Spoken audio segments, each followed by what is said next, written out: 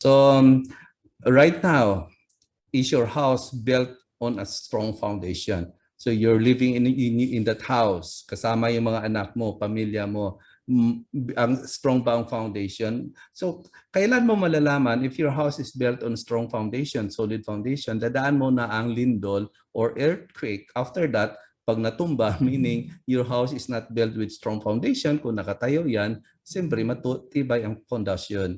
So how about your financial foundation? The same thing. So paano mo malalaman if your financial house is built with strong foundation? Dadaan mo na yung crisis, pandemic, mga recession.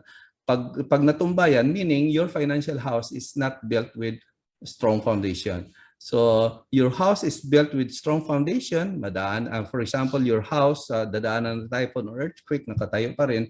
So it is built with strong foundation. The same thing with your financial foundation. So dadaanan siya ng, like for example, sinabi ko kanina, 1 year na yung pandemic natin, nakatayo pa rin ba yung financial foundation natin or hirap na?